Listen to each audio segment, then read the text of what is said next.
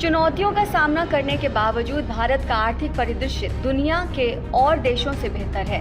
हालांकि चालू वर्ष की आखिरी तिमाही में जीडीपी डेटा अनुमानित 8% की वृद्धि से 6.7% पर आ पहुंचा है, लेकिन देश सबसे तेजी से बढ़ती वैश्विक अर्थव्यवस्थाओं में आगे बना हुआ है, जबकि दुनिया भर की प्रमुख अर्थव्यवस्थाएं मंदी का सामना कर रही हैं। इन सबके बीच भारत सरकार के सामने प्रमुख चुनौतियों में से एक है बेरोजगारी।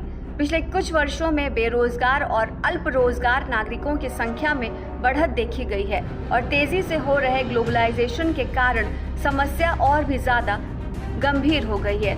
इसने दुनिया भर में पब्लिक सेक्टर और बिजनेसेस को प्रभावित करते हुए प्रदर्शन करो या नष्ट हो जाओ, यानी कि परफॉर्म और पेरिश के सिद्धांत के नए युग को जन्म दिया है। भारत का पब्लिक सेक्टर इस प्रवृत्ति से अछूता नहीं रहा, लेकिन सस्ते लेबर और एफडीआई ने देश को एक आशाजनक भविष्य दिया है। शुरुआती दौर में भारत की वैश्विक व्यापार में हिस्सेदारी सिर्फ 0.7% थी, लेकिन 2002 और 2007 के बीच देश की एक्सपोर्ट पॉलिसी को मजबूत करने की कोशिश से पॉजिटिव रिजल्ट्स मिले हैं। इसके अलावा साल 1991 के आर्थिक सुधारों ने भारत को महत्वपूर्ण बढ़ावा दिया, जिससे इसके इकोनॉमिक लिबरलाइजेशन की शुरुआत हुई।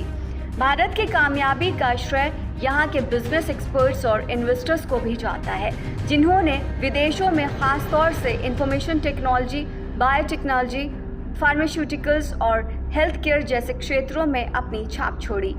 इसके अलावा भारत की स्वदेशी उद्यमिता और उद्योगों ने देश को फायदा पहुंचाया, जो प्रत्यक्ष विदेशी निवेश पर बहुत अधिक निर्भर है। दूसरी ओर भारत ने मजबूत आंतरिक बाजार बनाने पर भी ध्यान केंद्रित किया। फाइनेंशियल ट्रांजैक्शंस की जटिलताएं एक और चुनौती है, जिसे भारत ने अच्छी तरह से संभाला है। भारत की आर्थिक जड़ों को मजबूत करने में स्टार्टअप ने भी अहम रोल अदा किया। पिछले 5 सालों में देश में 10,000 से ज़्यादा स्टार्टअप्स उभरे हैं, जिन्होंने डायरेक्ट और इनडायरेक्ट तरीके से 1 लाख से ज़्यादा नौकरियां पैदा की हैं। इस सफलता का श्रेय एक मजबूत स्ट्रैटेजी को दिया गया, जिसने गांव से शहर तक ऑपरेशनल और सपोर्ट नेटवर्क का विस्तार किया।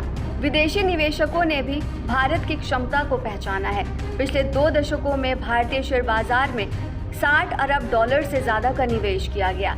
इसके अलावा 600 से ज़्यादा निवेशकों को भारतीय स्टॉक एक्सचेंज पर व्यापार करने की इजाज़त दी गई, जिससे सेंसेक्स में 125% और बॉम्बे स्टॉक एक्सचेंज में 148% की वृद्धि हुई। इंफॉर्मेशन टेक्नोलॉजी में भारत की उल्लेखनीय प्रगति ने भारतीय कंपनियों के लिए नए दरवाजे खोले, जो अब विदेशी बाजारों में पॉजिटिव रूप से विस्तार कर रहे हैं।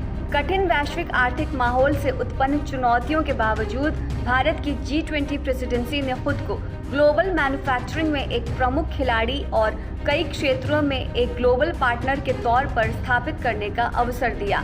G20 देशों के बीच सहयोग ने कमजोर देशों की जरूरतों को पूरा करने के लिए नई रणनीतियों के विकास को भी बढ़ावा दिया, जिससे एक अधिक इंक्लूसिव ग्लोबल सोसाइटी को बढ़ावा मिल सके।